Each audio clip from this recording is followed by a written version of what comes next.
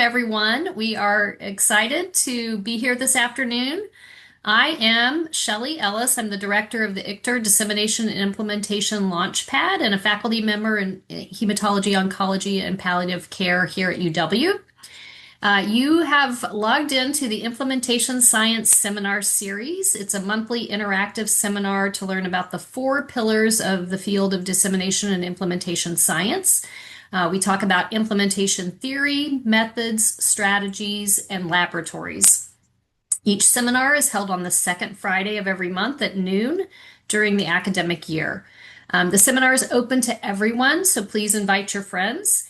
And it's also part of the Implementation Science and Community Health Outcomes Certificate, which is a great training program here at UW that trains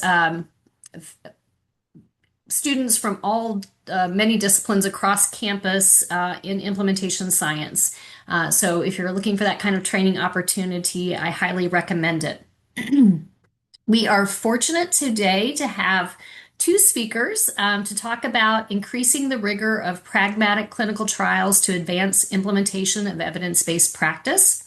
And I'll introduce them one at a time. First, we have Dr. Mary Ryan Baumann, who's an assistant professor with joint appointments in the departments of Population Health Sciences and Biostatistics and Medical Informatics. She joined UW-Madison as a faculty member in 2023, already doing many great things.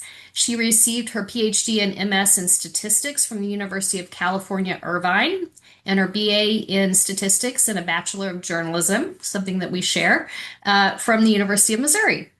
She previously held positions as a postdoc in biostats at Yale University and the Yale Center for Analytical Sciences. Her current research interests are in correlated data and the design and analysis of clinical trials with application to Alzheimer's disease. And I know she's also an important contributor to our learning health system here in ICTR. We also will be hearing from Dr. Edward Vasquilescas, who is a professor of medicine within the Division of Hospital Medicine here at UW, where he currently serves as division chief. I'm sure he has lots of responsibilities in that arena, but his research has focused on acute and post-acute care of older patients. His federally funded research portfolio has included the implementation of new delirium prediction and prevention models, de-prescribing in acute care settings, and the implementation of novel acute care models for high complexity patients. Again, we are thrilled to have them both here, and I think Ed is also going to talk about his experience with the NIH collaboratory, which is an important part of his research and a great resource that we wanted folks here at UW to know about. So at this time, I'm going to turn it over to you two. And if you have any questions or comments, just put them in the chat and we'll address them either in line if they feel comfortable or at the end when we have our discussion session. Thank you. Dr. Baumann.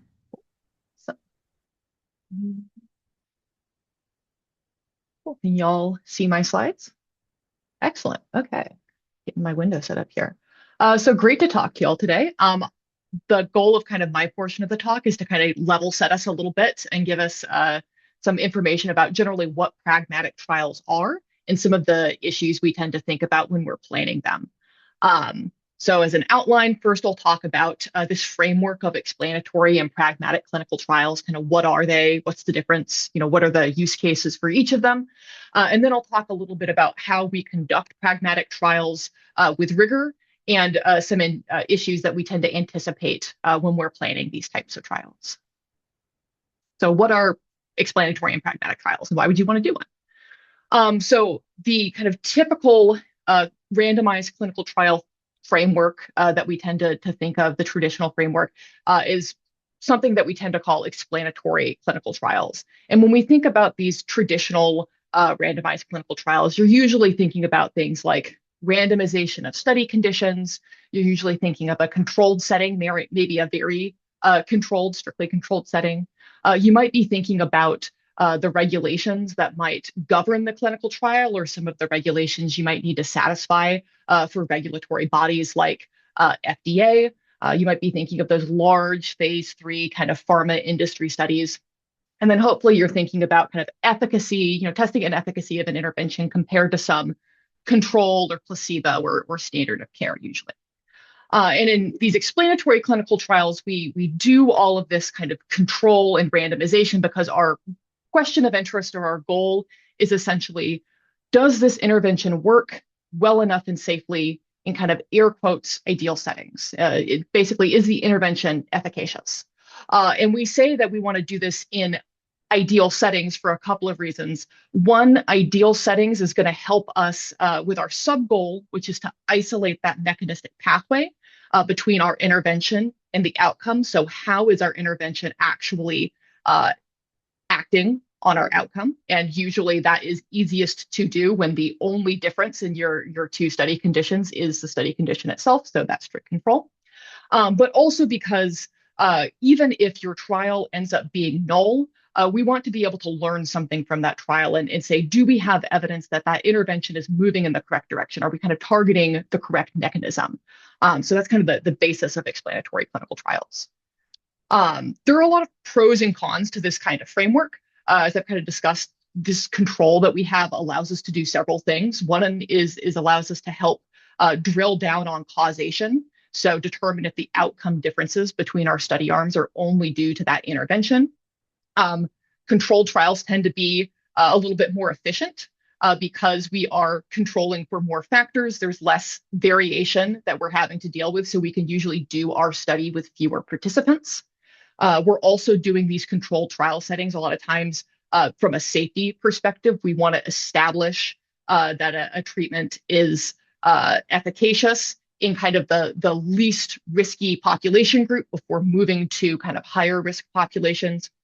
And then also it allows us to kind of benchmark it. It helps us establish like a best case scenario by kind of strictly controlling adherence and retention, things like that. However, there's been a lot of critiques of explanatory clinical trials, particularly in the last 20 years or so, mostly around the points that these really controlled trial settings really have very little resemblance to everyday practice. You aren't controlling for all of these factors when you introduce an intervention into your care clinics. You aren't monitoring patients as closely as you do in a trial. So there can be differences there just in workflows, as well as the trial populations we tend to have may be pretty different than the typical target patient population. The people who sign up for clinical trials are a very particular kind of people. They're a little bit more willing to take on risk with kind of an unknown intervention, and they might have kind of other characteristics that make them different than what your broader patient population might be. So usually the critiques around explanatory clinical trials is kind of this lack of external validity or generalizability. So we recognize that the conditions that we have in explanatory clinical trials don't actually match practice conditions. I don't think this is necessarily a bad thing. We have these conditions in place for, I think, fairly good reasons.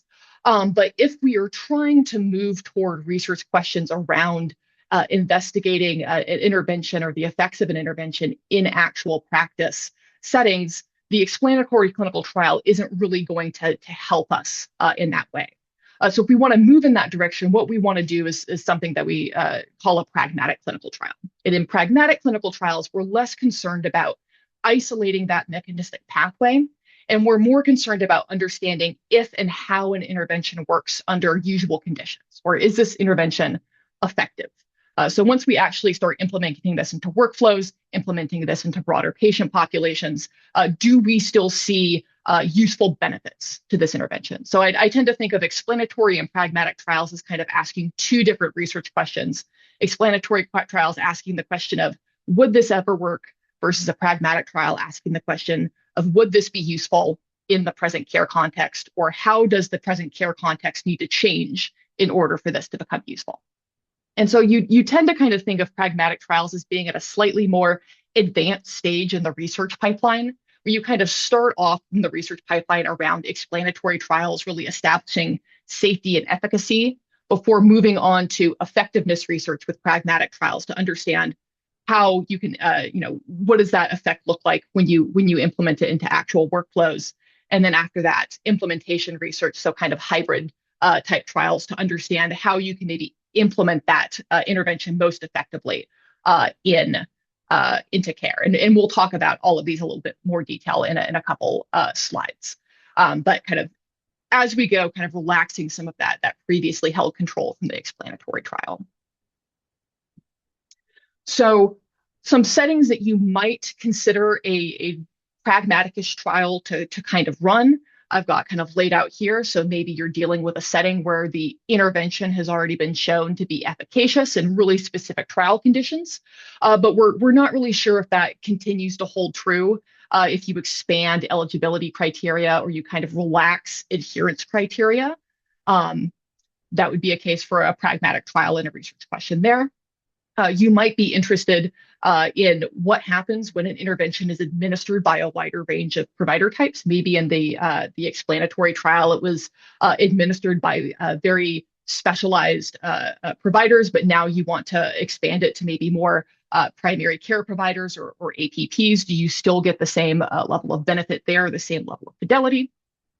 Or maybe you want to understand how a new training maybe improves process metrics. So a really wide range of research questions you can ask in a pragmatic trial. And in some of these cases, they really should require some sort of previous explanatory trial work, usually to establish like the efficacy of that intervention or to establish safety. But there are also some settings where you don't really need previous explanatory work to be done before you do the pragmatic trial. So for example, this last bullet, understanding how a new training improves process metrics, you maybe don't need to understand how that training really works in a strictly controlled setting. You probably want to do some sort of pilot work to get some preliminary data, but you are most interested in implementing that training into the actual care process kind of from the get-go.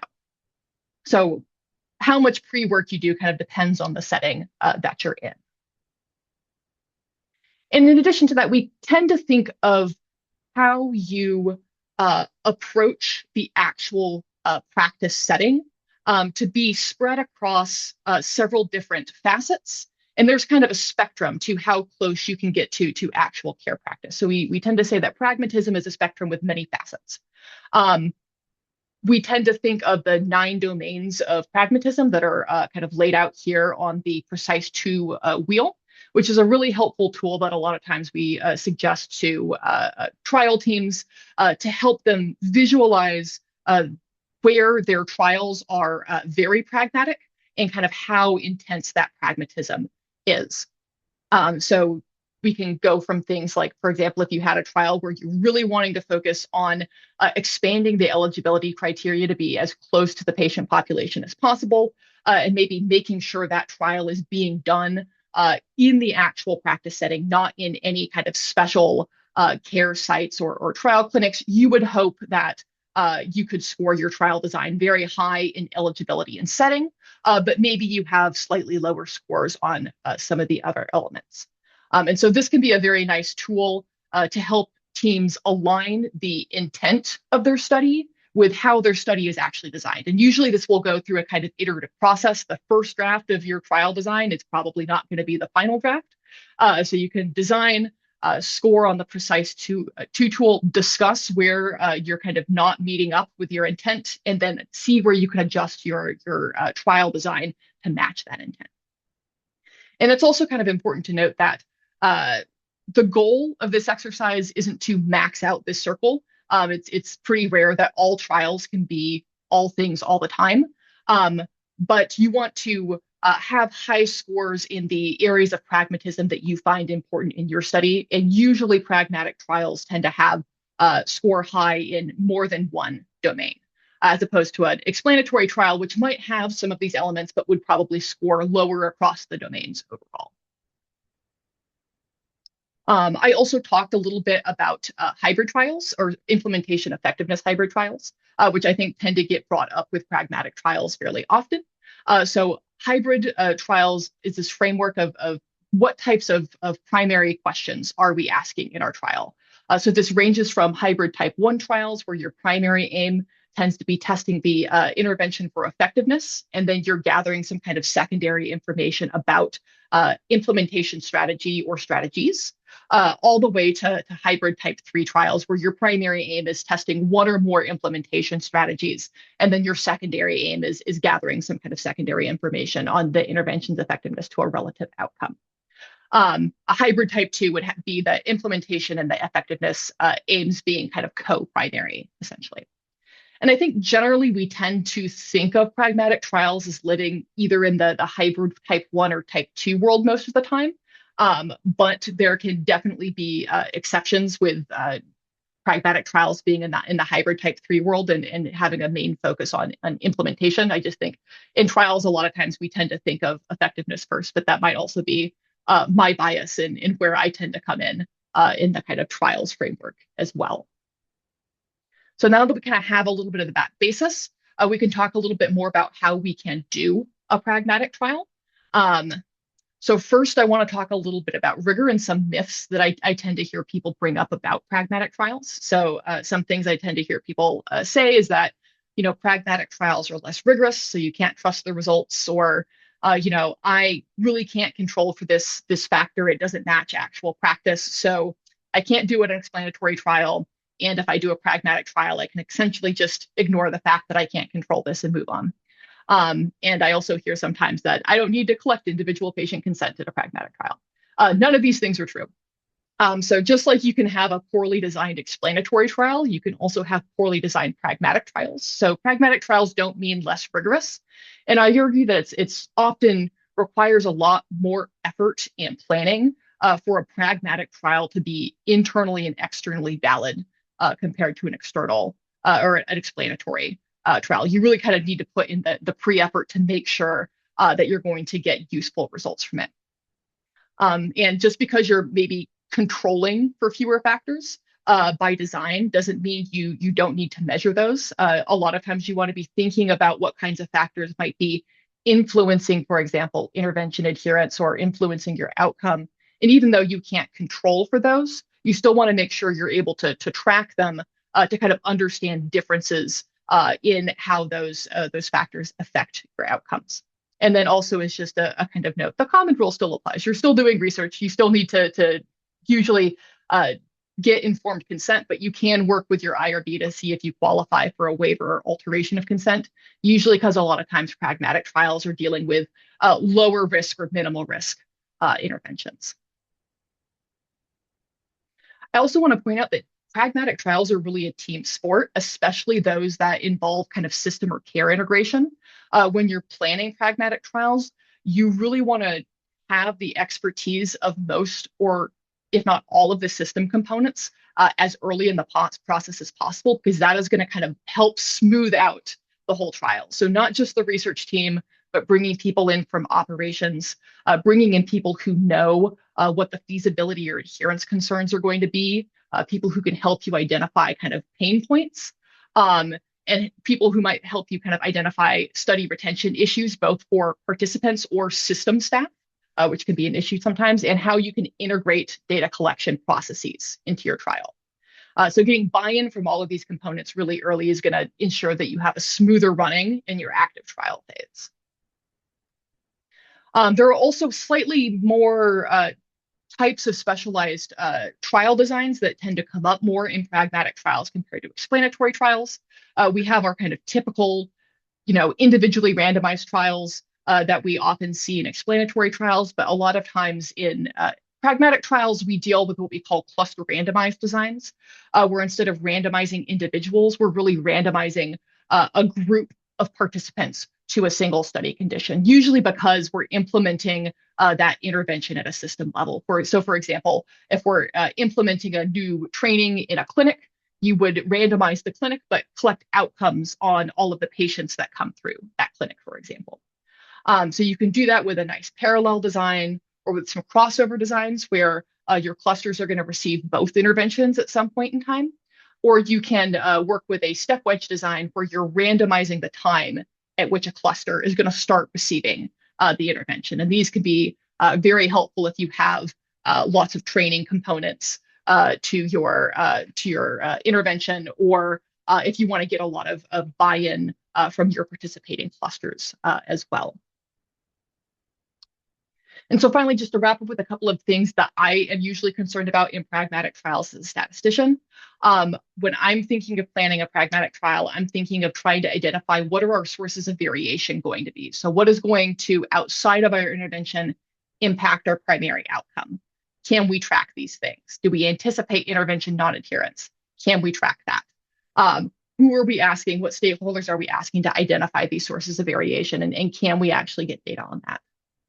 I'm also usually concerned about whether we have comparable units and study conditions, because a lot of times in pragmatic trials, we're dealing with a lot more diversity and heterogeneity in our units.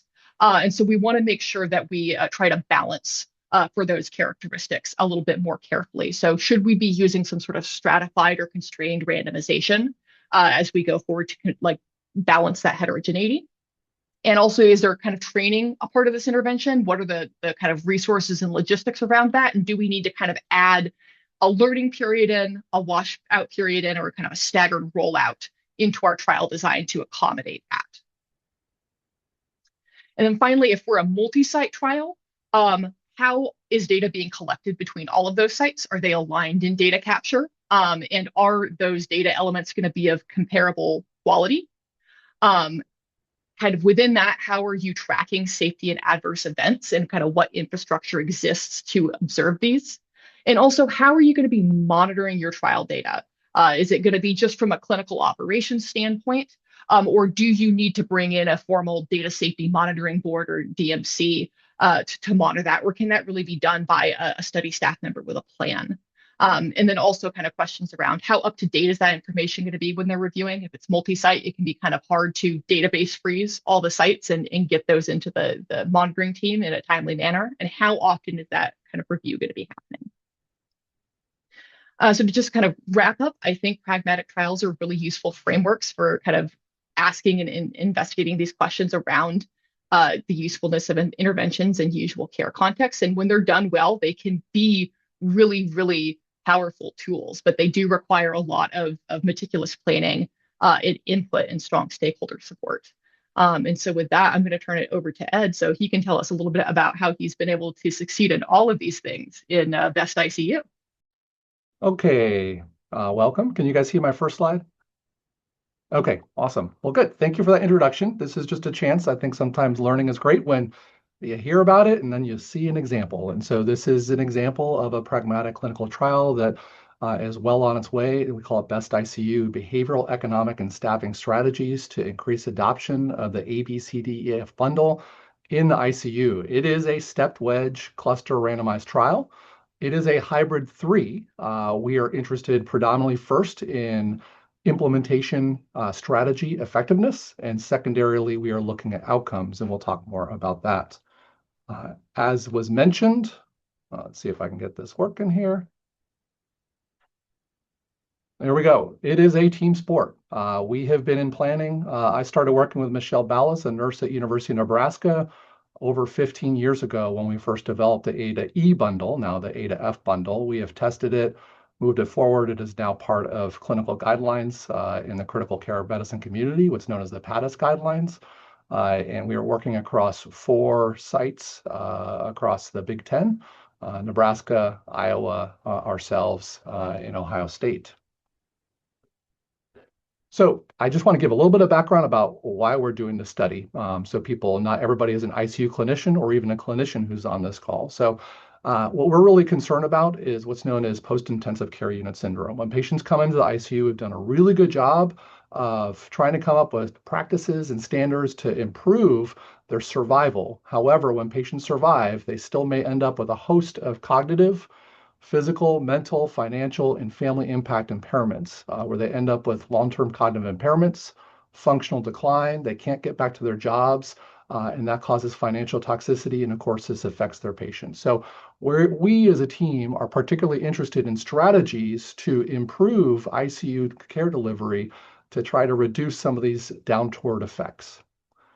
And one of the ways to do that is in the ICU over the course of decades of research. This is really combined research over hundreds of individual people as we try to put together these practices. This is known as the A to F bundle. One is every day we should be assessing and managing pain in our ICUs, and we should be using standard tools to measure that pain. Two, we should be doing what's known as spontaneous awakening and breathing trials. We need to wake our patients up every day, make sure they're okay. We need to turn down the sedation or turn off the sedation completely. And we need to get them off the ventilator and test to see if they're ready to get off the ventilator every single day, unless there's some reason we can't.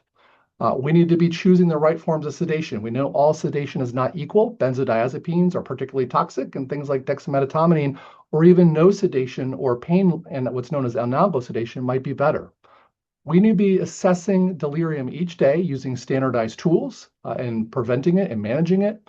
We need to be mobilizing our patients. If there's one thing that we can be doing in our ICUs to improve outcomes, is getting patients up even while they're on a mechanical ventilator and getting them up and out of bed. And we need to be engaging family members.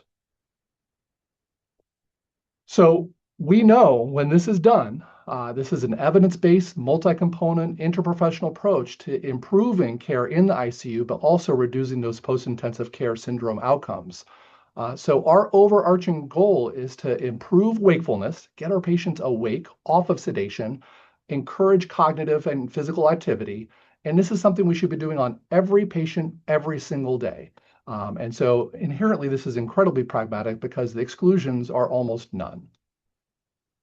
Just to give you a little sense about how good these things do, in a large trial of 68, this was not a randomized trial, but of course 68 studies in terms of a collaborative, we found that every single day that if you got kind of all of those things, if we did every ABCDEF, and you got that each day, you would have your next day's likelihood of being a mechanically ventilated would be reduced by 62%. Your likelihood of being in coma would be reduced by 65%. Your likelihood of having acute brain dysfunction or delirium would be reduced by 40%. Your likelihood of having sedation pain is unchanged, but that's a good thing. When we get patients up and move them and off the sedation, we're not making their pain worse. And your likelihood of being physically restrained goes down as well by 63%. So really remarkable. However, doing the complete bundle, all those things together every single day, admittedly is really hard. And the other thing we look at is, well, what happens when we get most of the bundle done or a part of the bundle? And this just shows on the x-axis kind of the percent of the bundle that's done. The message here is the more of the bundle you do, the more likely you are to have improved outcomes. And you can see there's a threshold effect above 50%. If we can get at least 50% of that bundle done, we start to see reductions in your likelihood of needing mechanical ventilation, and your duration of mechanical ventilation is really tied into a lot of these post-intensive care outcomes, as well as other risk factors like delirium. Furthermore, once again, this just shows a dose response.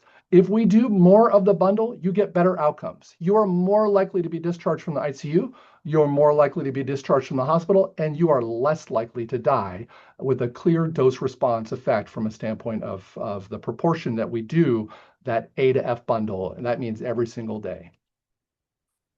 However, doing the bundle is hard. It takes a lot of work and coordination of care between respiratory therapists, physical therapists, nurses, physicians, the patients, and their family. And so admittedly, this is not an easy thing to do, but it has dramatic impacts on improving our patients' care. And this just shows kind of which parts are hard and how are we doing. At the very beginning of the 68 hospital collaborative, you can see the various aspects that A is the pain, B is awakening and breathing trials, C is that choice of sedation, kind of your D is delirium, E is mobility. I'll just have you focus on the bottom line, E, early mobility. Mobilizing patients in the ICU while they're mechanically ventilated and even not ventilated is hard. And you can see pre-collaborative, there was only about 20% of the time that patients were achieving that goal. And post-collaborative, it definitely went up. So all of the different things rose after the collaborative. However, once again, at the very end, we were only up to about 30% of patients that are being mobilized. So still a ton of room to go. Same thing for spontaneous awakening and breathing trials. You can see there were improvements over time. However, you can see that there's still a lot of room to go. And so at the on the right hand, so you can look at the complete performance, there was a dramatic rise in terms of the complete performance, but I just want you to draw your attention to the y-axis. At the very end of a collaborative, after a couple years, the proportion of patients receiving all the bundle elements was up to 14%. So we had a dramatic, if we did relative risk, a 4 to 5-fold increase in terms of ADF complete bundle performance, but still a lot of way to go in proportional performance as well. And this just shows kind of the variability in terms of performance across ICUs of those bundle elements. And I just draw your attention to bundle element E, which we know is one of the harder one to do, early mobility. If you look down, you can see kind of this is the 25th to 75th percentile of ICUs are walking patients 20 to 40% of the time. However, if you look all the way to the end, there is an ICU that's doing it 100% of the time. And there's also an ICU that's doing 0% of the time. So a tremendous amount of variability that's happening across our ICUs in the nation in terms of achieving those goals of A to F bundle performance. And so this struck us as investigators that, boy, we know we have an intervention. We have a bundle of interventions that work. It does dramatic things to reduce and improve care of our patients. But we really need to find ways to do better implementation. And hence we have a hybrid 3 study, which is really testing 2 implementation strategies. Now you might wonder, well, how did we choose these strategies? Well, before this, we actually had an R01 where we looked at that collaborative and we said, hey, what needs to be done? We did something called a concept map analysis, and this just looks at that group concept map. We asked ICU clinicians, nurses, physicians, RTs, PTs, and we said, hey, if you look at the top left, it says to successfully deliver the A to F bundle on a daily basis in the ICU, a specific thing that should be in place or included is blank. And in the group concept analysis, all of those individuals, and we had hundreds, if not thousands of individuals who gave us that blank. And then us as an investigative team put those blanks together and created these group concepts. And we said, hey, these are the things that clinicians think would be helpful. Feedback, family engagement, equipment, collaboration of care, processes and procedures, sedation, education. And in fact, I don't show this, but on our group concept, there's something known as the go zone. And the 2 items in the go zone, which are really those things which they thought are the most feasible that we're not doing and have the highest impact. One was, we want more information. We don't know how we're doing. We need some audit and feedback. And the other thing was, we just need help. We need someone to give us additional help. Staffing, we just can't put all this together. How do we link the awakening and breathing? How do we get our patients up out of bed? We need an extra set of hands, and we'll talk a little bit about that. So here, now this is after 15 years of pre-study, we designed our best ICU. So, some things to consider. An intervention that's already been shown to be efficacious, check. What is the effective interventional outcome more relevant to patients, an outcome more routinely collected? We think we're achieving that. What happens when this intervention is administered by a wide range of provider types? This is something we're really interested in. We're working with PT, OT, RT, physicians. This is definitely a multidisciplinary intervention. We want to compare 2 standards of care for superior inferiority. We're really comparing 2 types of implementation strategies in this. And that's really, we want to understand a new training intervention improves process metrics. So just bringing it back for this, this is definitely something which we believed a pragmatic trial would be in place.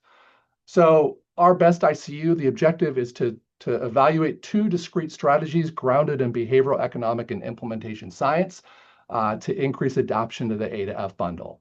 And you can see here, just in terms of our conceptual framework, that what we have is our evidence-based practice on the far left, the A to F bundle. We believe there's lots of different factors which go into that completion of that bundle, unit factors, clinician factors. And what we're really testing is kind of a few discrete implementation strategies. One is just usual care. From our design, we're going to understand how this works compared to what usually goes on. Then we're doing a real-time audit and feedback where we're giving clinicians and the whole team information about how they're doing on the A to F bundle. And then we're introducing a new role called an RN implementation facilitator. I'll talk a little bit about that. We're going to be measuring clinician factors, unit factors, and then we're looking at implementation outcomes. Our primary outcome is that proportional performance of A to F bundle. What proportion of time are we completing this? And we're going to be looking at complete as a second outcome. And then where our clinical outcomes, our primary clinical outcome is mechanical ventilation duration, but we'll be looking at kind of acceptability as well as fidelity as well, and I'll talk about that. So AIM-1, once again, this is a hybrid 3 implementation trial. We are looking at essentially comparing the effectiveness of real-time audit and feedback and an RN, a nurse implementation facilitator, on the proportion of that A to F bundle performance. And our secondary implementation effective is to look at the complete bundle performance. And then our primary clinical objective is comparing the effectiveness of, once again, the audit and feedback versus the RN facilitator on the duration of invasive mechanical ventilation. And we have a whole host of secondary outcomes as well that we're looking at: duration of sedation, use of restraints, falls, et cetera, et cetera. So AIM-3, importantly, we will be identifying and describing key stakeholder experiences with and perspectives of the audit and feedback. We want to know, is it acceptable to them? What do they think about this? And then we're actually doing real time throughout the study, looking at work intensity. Do these things increase or decrease the amount of work on them? How does it affect their performance in the ICUs? So once again, in terms of who we're including, we have 3 geographically distinct hospitals. So they all happen to be in the Big Ten. They take care of both urban and suburban patients and are really safety net hospitals for their region. We're looking at 12 unique ICUs, and you can see here we have medical ICUs, surgical ICUs, neuro ICUs. So a whole host, all the different types of ICUs that you can imagine caring for our patients. Now, our participants, we have kind of twofold participants. We have our patients. Those are the individuals who are receiving the A to F bundle, but also have the implementation strategies. And we're going to be looking at it'll definitely be over 8,100 patients. Our inclusion criteria, you have to be older than 19 years old. That is a Nebraska issue. The adult starts at 19. Received invasive mechanical ventilation in ICU and a length of stay of at least 24 hours. The only people that we're excluding are patients who are on a chronic ventilator because there's no expectation that they're going to get off of that ventilator. And then if they're prisoners as well.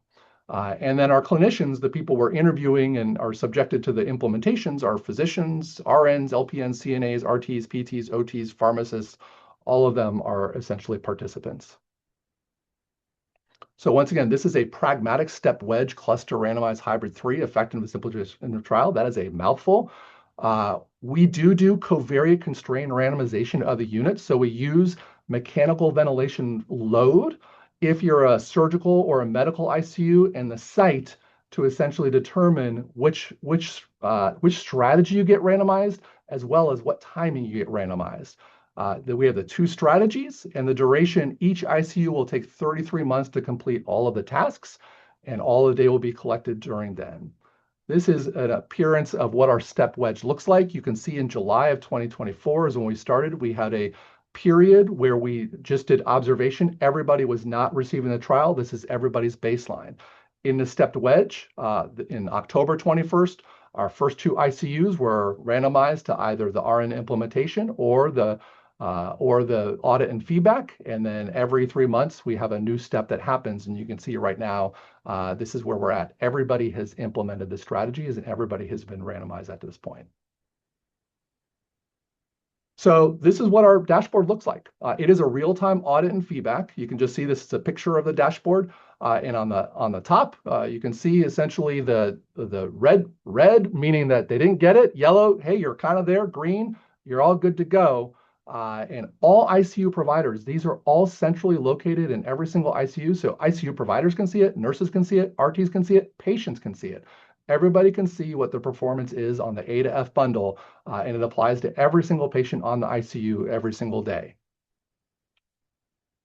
Now, our implementation facilitator is a practical clinical facilitator. It's somebody who's we call an internal facilitator. They're recruited from their own ICUs to take on this role. They both work as a coach. They teach people how to do things. They re-educate and educate for the first time. They coordinate care between the A and the kind of the awakening and the breathing. They promote essentially behavior change. They communicate with all the different players. And really importantly, they're an extra set of hands. They help people mobilize If a nurse needs help watching somebody as they're getting a spontaneous awakening trial, they're there to help get that done. In terms of the precise kind of two framework, we are pretty pragmatic. We include most patients. We include all ICUs. Our eligibility, like I said, the only people we're not including are prisoners and individuals younger than 19 years old. Everybody is included. Recruitment is all done electronically. In terms of consent, we do post across all of our ICUs that individuals are participating in this. There's clear access to a website that any patient, any provider can reach out to us to let them know about the study and what the study aims are, but everybody is automatically enrolled. So in terms of the setting, we're obviously just in 3 Big Ten ICUs, so we're not in small community ICUs, so we're a little bit less pragmatic from that perspective. And then other things in terms of organization, the expertise and resources, of course, we are introducing a new role. So this is less pragmatic from that perspective, but one of our implementation strategies is very pragmatic and wasn't too hard to do. So data sources and collection, another way that we're very pragmatic is everything is EHR based, at least from our patient collection. All 3 sites are PCORDinate sites, meaning that that data gets collected from Epic. It gets funneled into what's known as the PCORDinate CDM, and then we access that data into a central data house warehouse. That's where we establish our eligibility, our enrollment. That's where we get all of our clinical risk factor data, and that's where all of our primary and secondary outcomes are achieved. This isn't the only thing we're doing. As mentioned, one thing which makes it less pragmatic but more valuable is every single week we randomize the ICUs, we randomize the days, and we go out and we do a very short survey to ask them what their work intensity is. We've been doing this since the very beginning of the study. We have thousands of observations of the NASA TLX in terms of what the work intensity is of the nurses, RTs, PTs on the unit each day. It takes less than 1 minute to do, but clearly it takes a lot of work to actually get this done. At the end of the study, we're going to do a one-time acceptability survey of all the different providers in the ICU, just saying, does this, the acceptability of whatever unit they happen to be on, does it meet my approval? Is it appealing to me? I like blank and I welcome blank. Responses range from 1 to agree, disagree. It's a very short survey, easy to do, but it is an extra step. And then we'll be doing focus groups, of course, across the ICUs to understand their experiences throughout the study, as well as recommendations for moving forward. And then we do rigorous fidelity monitoring. Every month we monitor audit and feedback intervention. We make sure, is it still there? Is it still on? Does the data actually show what we think it's going to be showing?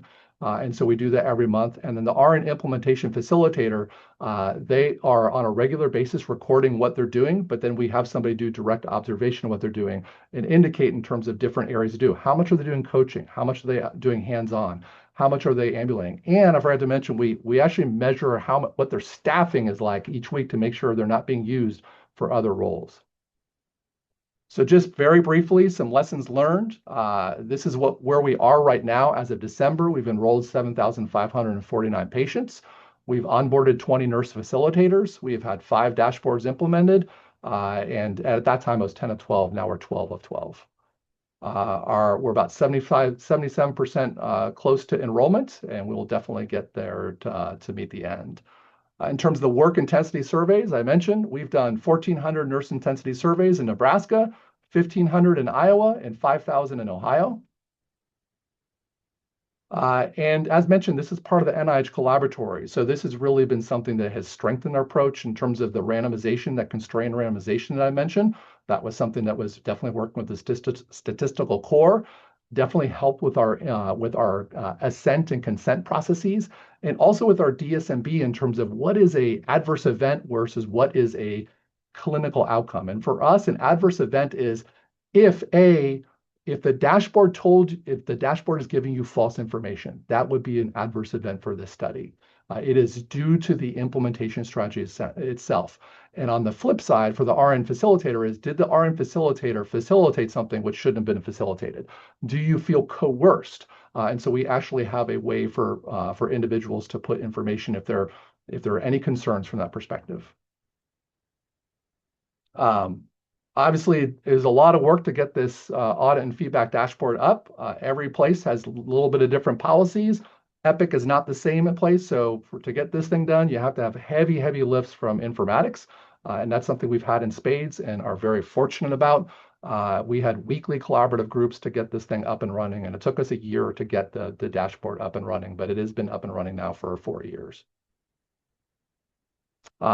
So challenges, of course, developing the data repository across all 3 sites. PCORNet actually also is not the same at all 3 sites. They kind of get the data. Some places get it from Clarity, some people get it from Caboodle. It gets uploaded at different times. Different people have different structures to get that data up into PCORNet. So it's been a big learning system for us. This notion of, regulatory approvals for university versus health system, obviously creating standard definitions to measure these things in the ICU, variability and set specific resources and requirements for the development of work, and of course timelines and approvals, like everything. So, but we're making our way. Data acquisition solutions. We've been engaging clinical, operational, legal leadership. PCORNet expertise has been critical. We've had pretty much twice a week we meet with our data team, and we're constantly, I just met with them an hour ago. And then, of course, that staging development. Once again, this didn't happen overnight. This has been happening over years of development. So with that, I echo Mary's that pragmatic doesn't mean easy. I like to think that we're doing a rigorous job to come up with meaningful information at the end. But I love the fact that we're doing it in the real context of care. We're doing things that nurses love, that are really excited about. Our engagement, I think just our engagement with the workforce intensity surveys shows that people care deeply about this. They wouldn't answer that many surveys if they didn't think it was important. So with that, I will stop. Thank you so much. This is actually absolutely fantastic. Thank you to both of you for sharing your knowledge. And I think what's developing in the chat is a cheering section. I think people are pretty gobsmacked by the amount of work that you guys have been able to pull off in the A to F bundle study. Could you tell us a little bit about, you kind of alluded to the fact that maybe your audit and feedback intervention was easy. I don't think it really was, but what kind of staffing and like how are you actually executing all of these, really intense, 2 very intense implementation strategies? Yeah, and one thing I didn't mention actually is part of our statistical analysis plan that Mary had mentioned. So we had a hypothesis, and this is something we worked with our statistical team of, is that the audit and feedback, we saw it kind of like education, that we're going to turn it on, we're going to see a quick effect, and then we think that effect is going to go away and wane. And in fact, qualitatively on our team meeting the other day, Ohio just moved their ICUs to a different ICU, so we had to move all the monitors to a different place. And somebody was wanted to take the TVs and put different pictures on there. And so it tells me that maybe the value and utility, so we had to tell them turn it back on to the A to F bundle, really important. But that took a ton of frontline work. Once we built it's kind of you set it and you go. And for that, it really took people who could build these dashboards and build them. So we've had Epic developers. We reached out to the Epic team. And then, of course, locally, everybody has somebody who can build these types of things. So that like year 1 was all building that dashboard, a lot less than the RN facilitator. The RN facilitator, the hardest part about that, once again, it's a role that nurses are excited about. Finding people to do that role, not a problem. Using your grant in different places, especially when certain places have different contractual and if they're so those types of things actually were the harder part of like how do we actually use this money from our grant to pay people to actually do that job, and so working with legal, working with HR, that has actually been the harder challenge. But actually finding the people and training them, it's been a complete joy. People love to do it, and we're really excited to kind of describe our process and what this role is, because we would love to know that other people will eventually do it.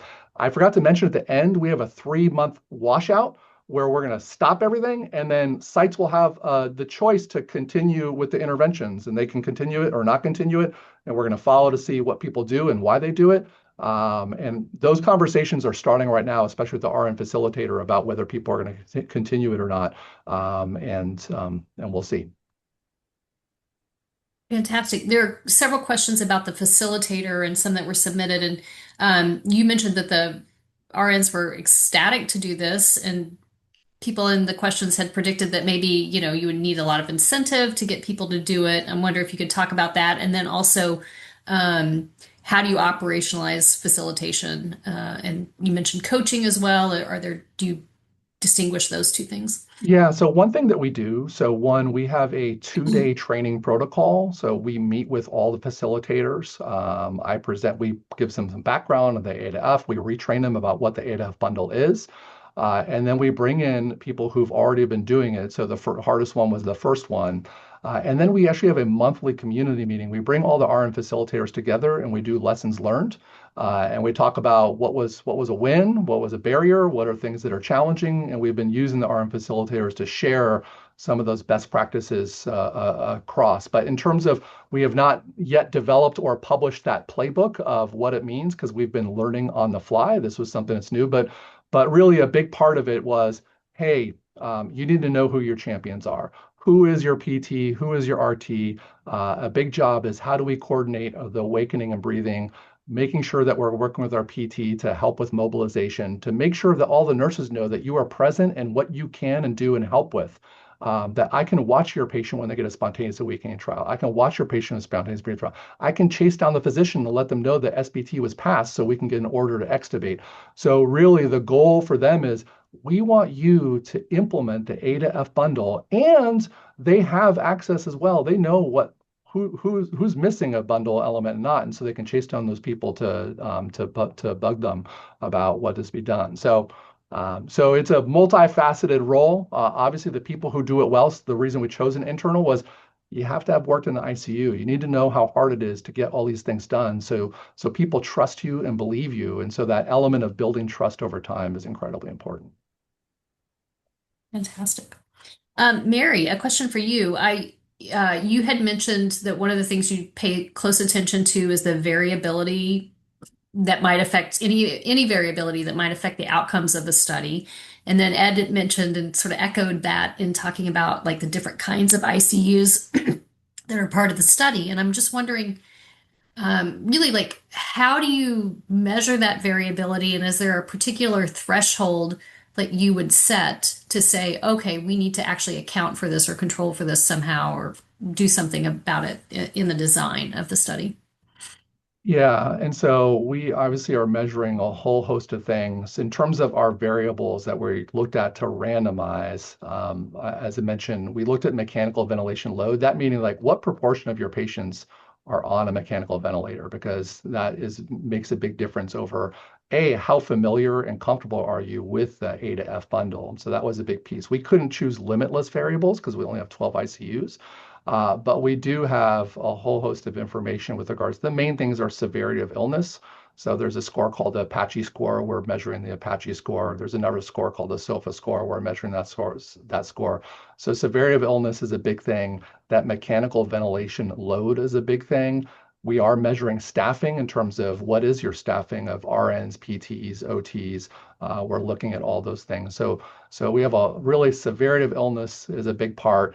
Staffing is another big part in terms of just trying to adjust for that variability that we would fully expect. Our biggest fear, though, of course, in any stepped wedge design is temporal changes that might happen. Because remember, in a stepped wedge, everybody is measured against themselves. So that takes care of some of that variability because your pre is obviously before the intervention, your post, and you're measured across all the people who haven't been doing it. So the design itself will take care of some of that variability, but the thing you can't control for is what if there's a pandemic that happens? What if there's some big change that happens in the middle of it? Thank goodness we're far along and that hasn't happened, but that's where reviewers really get paused, especially coming right after a pandemic. They go, well, what happens halfway through if there's a big disruption in care? Mary, anything from the statistical design side that if you don't have the deep clinical knowledge that Ed has, like how do you think through that? Yeah, well, Looking you, for you usually it's kind of a conversation that I have with investigators. Usually I kind of start off with, what do you think are kind of big factors that might play a role in, for example, adherence or fidelity or impact outcomes. And usually when I ask that question, I end up with a lot of factors that they tell me, which I love. Um, when it comes down to whether they're at the level that we should be controlling for them in our randomization through like stratification or covariate constrained, usually I ask them to kind of pick, uh, depending on how many clusters we have or how many individuals we have, the top three is usually the most that we can tend to kind of integrate. The three biggest things are going to have the most impact on our outcome that we really want to make sure that we balance on. But it's very useful to ask that question because all of those other factors, they might not be something that we bring into the randomization scheme necessarily, but they're definitely things that make me think, oh, we want to be collecting data on this throughout the rest of the study. So even we can check whether there's balance between our study arms, between our ICUs with this. We can do subgroup analyses as exploratory analysis. We want to understand how the intervention effects vary across these different characteristics. Fantastic. There's another question in the chat about congratulating this great work, but also just what does it take to put a grant application like this together? And wonder if you could speak, each of you speak to the works that you've been involved in and what kind of infrastructure do you need to be able to pull off, convincing a peer review panel that you can do this. Yeah, and so this was kind of the mechanism for this was what was known as a UH3 UG3 or UG3 UH3. The G comes before the H, and that's not an uncommon. This was part of the call for applications through the NIH. And so when you see that, that means you have a year to kind of pass some milestones to build some of that infrastructure. So for us, that was very advantageous because we knew we didn't have the dashboard in place, right? And so one of our milestones was by the end of year one, we will deliver a dashboard. And if we didn't deliver the dashboard, then we wouldn't have been able to move further in the trial. So ours was specifically staged kind of application. Of course, with anything, it's teamwork. We have a long-standing relationship over multiple years. And so developing those rules to pull something off like this, it does take time and it takes a whole amount of relationships. And we've generated a whole bunch of new relationships, especially in the informatics space. For us, we had to know who all the PCORNet kind of PIs were at each of the three sites. And we've been working very closely with the PCORNet PIs. We're now an official PCORNet kind of approved study as well, just because we're using that data. And so we didn't know everybody, trust me, but the main investigators we knew, and I would say the informatics piece, we whipped up in a year's time and really have built a strong relationship since then. Anything to add from your experience, Mary? I was going to say, definitely like site buy-in is, I think, maybe one of the most important pieces. That can be a little bit hard sometimes. So if you can do any kind of like pilot work to help get some buy-in from other sites, if you don't have those kind of personal connections, can be really helpful. The other part is, I think, having a good idea of what data coordination is. If it's kind of within one site, that is kind of working with your local kind of informatics team, but it's especially important, I think, as kind of Ed pointed out, if you're doing multi-site, because even when you're working with, PCORNet data, maybe that data isn't being collected in the same way across sites. Where is it going to be pooled into? I think that's maybe for me the biggest kind of infrastructure piece that kind of needs to be put together. How are all these sites going to actually talk to each other once you get into that? Yeah, and thank you, Mary, for mentioning that, because like pragmatic, you don't have to have a multi-site pragmatic trial. You can do it within a single site, but to be pragmatic and you want it in the clinical arena, you need to work with your clinical counterpart. So finding those relationships are incredibly important. Well, thank you both. I think there is still a lot of questions and interest, and we'll bring you back to hear about the sustainability aspect of the trial because I think everybody's really interested in that. And the results. Bring me back for the results. Yes, absolutely. Absolutely. And so thank you both. Fantastic talks. And please, those of you in the audience, participate in our survey and tell us what you thought about this, but also come back next month because we have Dr. Noah Ivers from Canada who's going to be talking about implementation laboratories, and we'll be able to highlight a couple of the implementation laboratories we have within ICTR. So again, thank you so much.